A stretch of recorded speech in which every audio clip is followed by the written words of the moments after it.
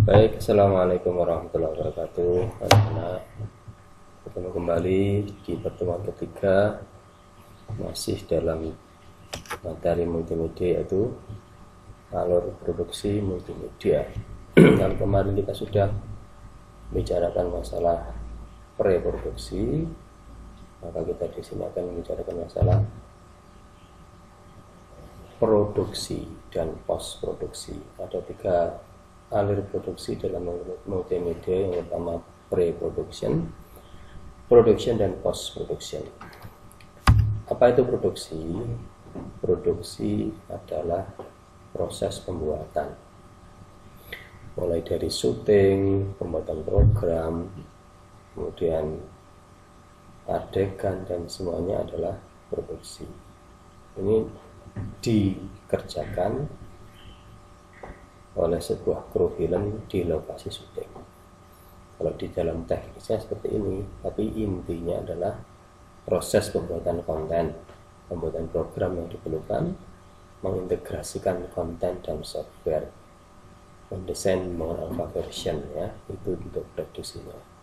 Kemudian alirannya adalah konten kreatif, konten processing, software creation, integration, freeze design, build alpha version, post testing, evaluasi, dan build beta version. Di sini semuanya adalah intinya kita membuat film, nyutingnya di lapangan, membuat konten kreasi, video, visual effect, dan sebagainya. Kemudian selanjutnya adalah post produksi. Post produksi ini adalah setelah kita selesai membuat film, maka kita harus membuat post produksinya. Di antaranya adalah, kalau dalam istilah kerennya, proses ini terdiri dari proses pengujian beta, mengevaluasi, dan merevisi software dan konten berdasarkan hasil pengujian versi beta. Produk inilah yang nanti akan dipasarkan, dipublikasikan melalui multimedia communication yang memungkinkan. Jadi intinya di dalam post produksi ini adalah proses-proses editing, mulai dari memotong film, menginsert gambar, memasukkan, mengedit suara, dan sebagainya di post produksi. Kemudian juga setelah itu kita harus mengemasnya dalam kemasan seperti kaset, seperti CD, seperti kita membuat sampulnya, maka berada di post production. Kalau sudah jadi, maka nanti kita akan memasarkannya. Ini diagram alur post produksi, yaitu beta testing. Dites dulu semuanya dengan menggunakan alat beta testing. Multimedia belum punya, nih. Kemudian dievaluasi, revise software and content, revise, mengulang lagi kontennya, rilis, mempublish, golden master yang sudah kita buat tadi. Setelah diedit, dikemas dengan kemasan yang bagus, covernya yang bagus, didesain, maka kita sebarkan atau kita publish, kita jual.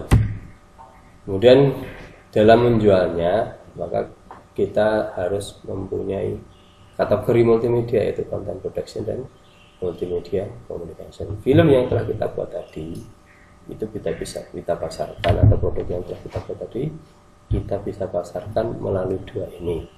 Apa itu content project, multimedia content production?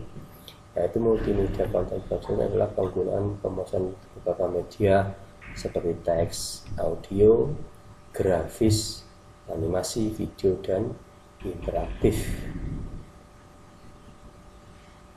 Kemudian dalam kategori multimedia yang digunakan dalam DTX, multimedia audio, multimedia video, animasi, grafis, media interaktif, special effect, 2 dimensi dan 3 dimensi, dan media webs. Jadi multimedia tadi ada teksnya, ada audionya, ada video, ada animasi, dan sebagainya. Kemudian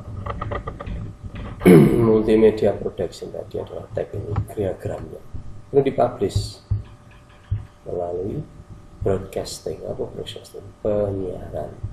Ada tag, ada grafik, ada animasi, ada video, ada musik, dimasukkan dalam satu proses, diberi visual effect dan sound effect, pakai software.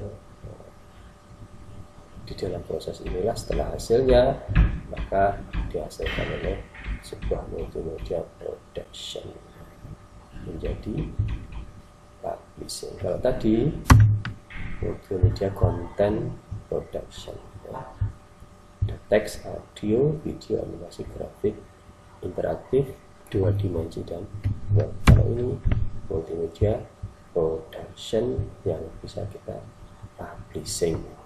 Di antaranya tag, grafik, animasi, video, musik jadikan satu, diproses dengan menggunakan softwarenya, dikasih visual effect dan sound effect, menghasilkan sebuah karya film, dan nanti ini bisa dipubliskan. Dan media communication terdiri dari TV, ya, multimedia lah menggunakan media massa seperti televisi, radio, film, cetak, contohnya surat kabar, musik, game, entertainment, hiburan, tutorial, dan ICT atau internet.